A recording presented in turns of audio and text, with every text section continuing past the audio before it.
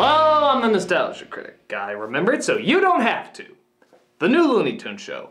Good or bad? There's been a lot of variations of the classic Looney Tunes characters over the years, but this latest reincarnation has caused the most controversy. And when I say controversy, I mean geeks complaining about it on message boards. Hell, there's probably people out there that actually make videos about it. With that said, this rendition seems to have the most audiences split. The reason mostly centering around the Looney Tunes being domesticated. They're not loony anymore, as some say. It's mostly dialogue with not enough slapstick and too many changes made to the Looney Tunes personas.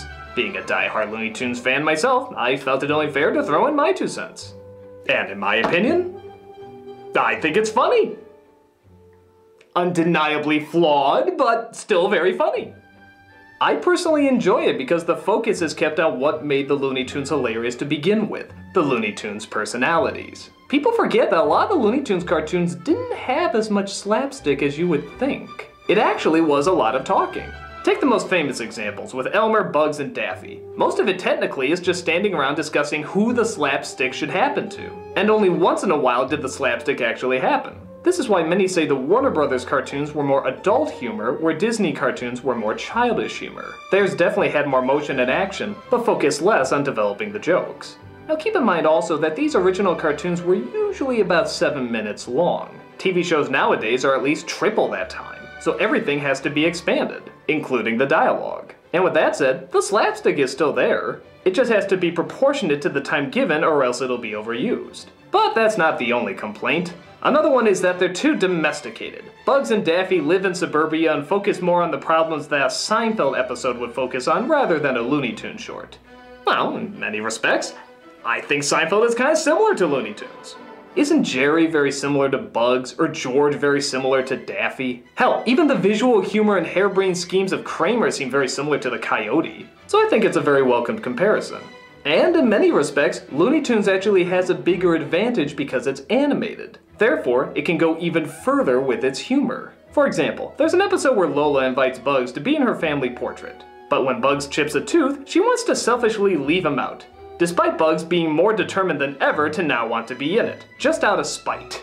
Now that's very Seinfeld. But the fact that they go so far as to have a car chase with a coach and carriage, an explosion, and a fall off a cliff resulting in all of them getting a chipped tooth for the portrait, that's Looney Tunes. So in many respects, it is a similar setup, but they can have even more fun and creativity with their jokes. Because, simply put, there's no boundaries. I guess another reason it works for me is because I believe that, while truly great characters don't change over time, environments do. And if Looney Tunes still wants to speak to both an adult and a kid audience, the characters can stay the same, but it has to evolve with the rest of the world. Changes have to be made. And I think many of us know how most people react to change nowadays. I don't want change! I don't want change! Everything has to stay the same! But as long as the environments create comedic possibilities for their personalities to work off of, I'm all for it. It's true some of the characters have been changed around, but again, I think it's for the better. Bugs is just as much the everyman now as he was in the past because the show acknowledges people's weaknesses of modern day and their clever solutions of modern day. By having him more fragile and actually able to lose, it makes him more identifiable, as well as much more appreciative when he actually does win. If he always won, it would become boring. Even the original cartoons had to mix it up once in a while, and Bugs always had to show some weakness as he had to get into a predicament that he had to get out of. Thus, we're all the more interested in how he'll use his cool and wit to deal with the situation, when we know it can just as easily backfire. Daffy is still just as selfish and diabolical as ever. Porky still seems to be the optimistic pawn in everybody's plan. And then we have Lola. Oh Jesus, sweet hippity hoppity Christ, thank you for Lola! This has literally gone from one of my most despised Looney Tune characters into one of my favorites. That's Kristen Wiig of Bridesmaids fame doing the voice, and they transformed her from a bland, sexualized token chick into a crazy, absent-minded, often unfocused goofball, living only in the bubbly madness of her mind. And I know some of you are thinking, oh, but that's not the original Lola character. Cause oh yeah, there was a ton to work with. Like bunny boobies, the fact that she didn't like to be called doll. Don't need more than that! Yeah, her looniness, if any, came from how other people reacted to the character, not from the character herself. It was them going, ooh, she's sexualized, and that's it. This is an actual personality that can work off of the other personalities in the show. Granted, she still has the bunny boobies, which is a little weird, but once the character is created with them, yeah, I guess it would send the pervs into overtime if they just had her walk around with no clothes like the others. They also do well at balancing out other characters so that they can still seem likable. Half of what Daffy gets away with is helped by the fact that he has a no-nonsense girlfriend named Tina, who constantly keeps him in check. She's not as goofy as the other characters, but she still has a definite personality, and is meant to be more grounded, similar to how a character like Porky is. But now with that said, there are some changes that inevitably I'm not gonna agree with either. Like making the Tasmanian Devil their dog is kind of lame, especially when I think there actually could be some real comedic possibilities from him. Witch Hazel being a sassy black woman is really odd. Come on, she was fine the way she was. And those little music videos in between, while funny sometimes, can get a little too repetitive. I'm glad they only do them now when they feel like it and don't force themselves to do one every episode. But let's get down to the final major complaint, when the jokes just aren't funny. Yeah, that can be a major problem. Now, as I said before, I think most of the jokes in the show work. But when they die, man, they really fucking die. Like they have a lot of good writers working on it, and then like maybe one jackass who just keeps throwing in terrible jokes. There's also sometimes where the stories are so ingeniously tied together, but then they never add up to a strong payoff. There's an episode, for example, dealing with father figures. 3 separate stories are going on that actually all come together in the very end. And it hilariously just keeps building and building. You'd think it's gonna work its way up to a big climax. But instead, it's just sort of a weak bit of slapstick, and that's it. So in a sense, when people say they don't like the show, I know where they're coming from.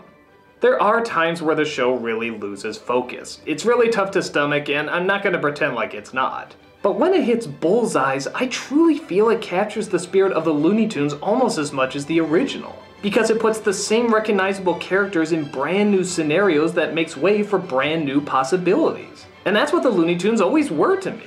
And the reason I get so confused about some fans shouting sellout is that they never seem to get angry at the past obvious sellouts. So, let me get this straight, guys.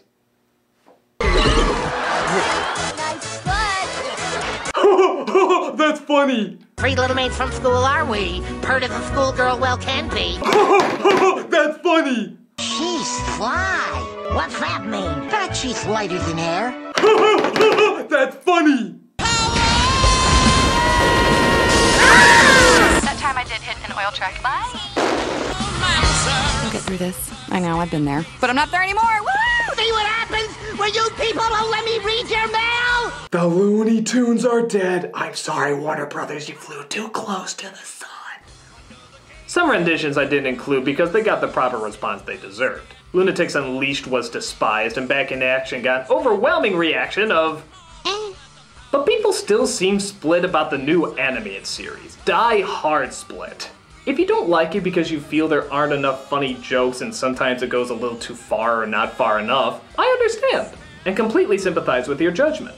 But if you're just gonna hate because something is different, I kindly ask that you go to that corner of the internet that remembers your utopian time period that never existed. And if you're like me, where you see both the good and the bad with the show, allow me to point out the top 10 best episodes so you can avoid the duds. Father figures. Lola's father wants to connect to the closest thing to a son he's ever had. It's funny, clever, and even touching at times, even if its ending is underwhelming. To bowl or not to bowl? Daffy joins a bowling team but has to be told that he's the only bad player, in the middle of the big tournament. This ending will have you laughing for hours. Eligible bachelors. Bugs and Lola take a tour to France while Granny gives a tour de force, with a story about how she was a kick-ass spy in World War II. That's actually kind of gripping at times. The Float. This might be Daffy at his cruelest, and it's fascinating to see just how despicable we can take this character before we want to kill him. Some might see it as going too far, but I think it's pretty damn funny. Members only. The first appearance of Lola adds the perfect introduction. Again, has sort of a weak ending, but it's still a Lola-centered episode, and to me, those rarely fail. Double date. Daffy wants to impress his new girlfriend, Tina, so he asks Lola for advice, not realizing Lola falls for her own techniques and becomes obsessed with Daffy herself. Another great stalker episode from our favorite crazy. You've got hate mail. Daffy learns from Tina that he can let out steam by writing an angry email and then deleting it. So Daffy writes an angry email to everybody he knows, but accidentally sends it out. The reactions are mostly what you think. This one has lots of laughs, a surprisingly warm ending, and maybe the funniest design of Yosemite Sam you'll ever see. I won't ruin it for you here, but it's worth checking out. Rebel Without a Glove. Bugs loses his trademark glove, so he wears a pair of biker gloves instead, altering his entire personality as well as scaring the crap out of the people around him. This is not only as funny as it sounds, but we also get some fascinating insight into Daffy's psyche. For example, what is the story with that white thing on his neck?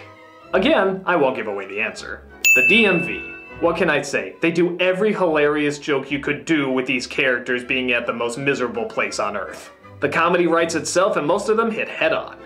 And my personal favorite episode is one called Customer Service. This plays into our fears that a customer service agent, played by a devilishly evil Cecil Turtle, are actually sadists who love to torture their clients by putting them on hold or somehow creating more problems. It's a return to form for Bugs as he dons disguises and plans diabolical schemes, all in the name of sweet revenge. The jokes are funny, the setup is great, the subplot's entertaining, they all tie together, and it's a perfect mix of the Looney Tunes combined with modern day problems. But what the hell do I know? Check out the show and see for yourself. Check it out, pick a side, and see what you've been missing, or glad you've been missing. I'm the Nostalgia Critic guy, remember? So you don't have to.